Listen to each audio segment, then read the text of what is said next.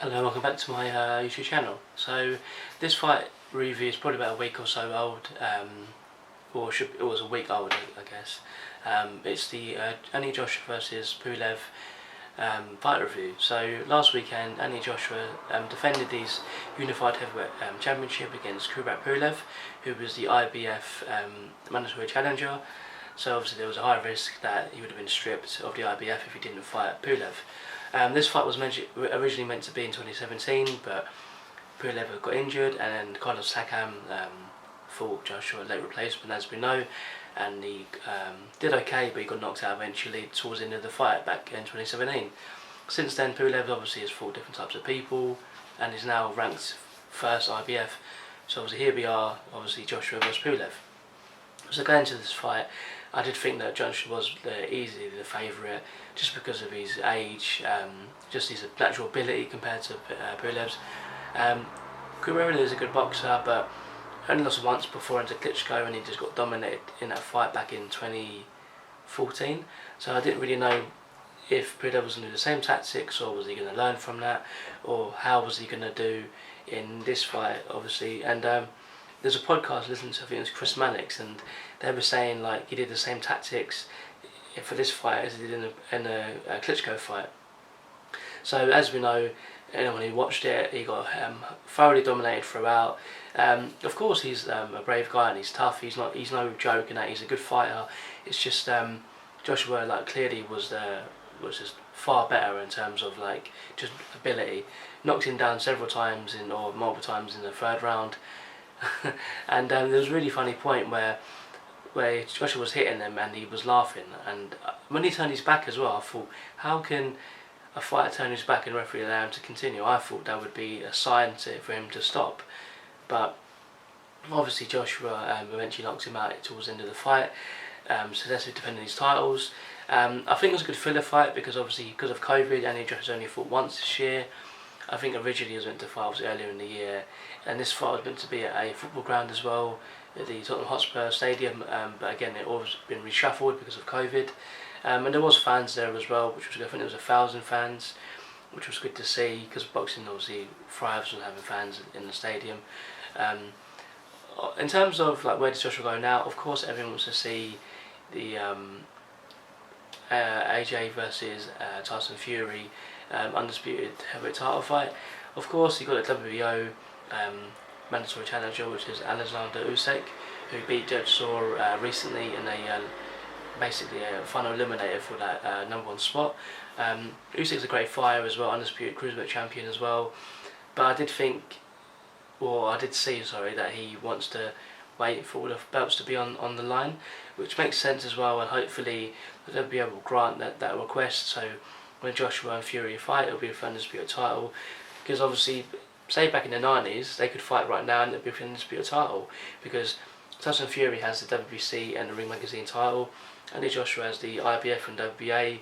Back in the 90s, for example, early 2000s, that would be seen as undisputed title, and I think the WBO only was recognised since 2007 as a undisputed title, because it's more of a newer organisation compared to the others.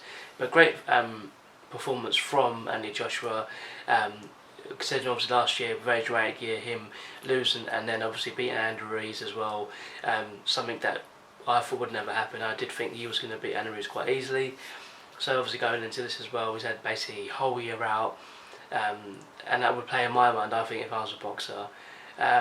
If you had a whole year out, especially with the COVID situation, are you going to be able to fight or you're not? The fact he went in there and did such a good job against someone who's active as well, he's not like a slouch when you think he was in there ready to fight.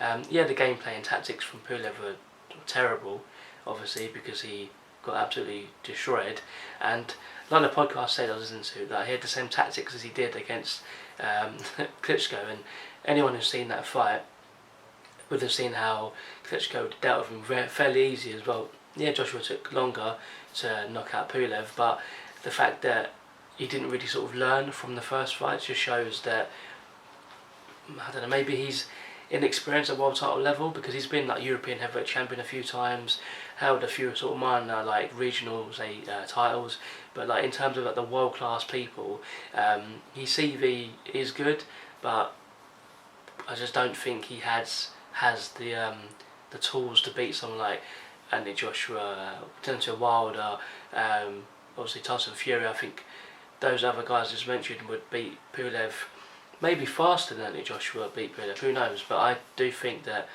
while Pulev is good, I don't think he'll be a world champion as long as these current crop of people are in there. If Anthony Joshua can't fight Tyson Fury next, I do think the best option would be for him to fight Usyk, because at least if he beats him, all the mandatories are done with at that point.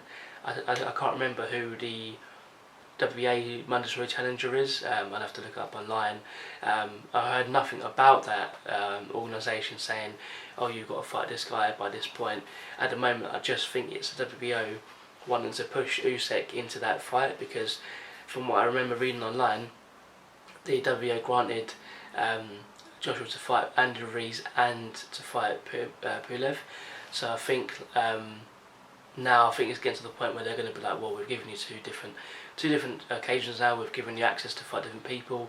I think now they're probably going to say, look, fight us or we'll strip you in that, because they're not as hard on mandatory challenges as the IBF, but the WBO is still a professional organisation, so I do think it's only fair to let Usyk fight for the world title.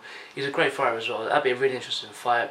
Personally, I think Usyk's too small and too weak for the heavyweights in terms of fighting the true heavyweights, which are like Anthony Joshua, Tyson Fury, Deontay Wilder. I think he could beat people like, say, Dillian Whyte, for example, people like that, but I just think if he goes up to next level, I just don't think he'll be as effective as he was at cruiserweight, knocking guys out like Tony Bellew, he went from light heavyweight to cruiserweight, heavyweight, so like, what natural weight really was he? Like probably a cruiserweight. So obviously people like Evander Holyfield, David Haye have had success at heavyweight from cruiserweight. I just think it's a step too far, but yeah. Anyway, let me know your thoughts about the fight down below. Good win for Anthony Joshua as well. And yeah, I'll speak to you in my next video.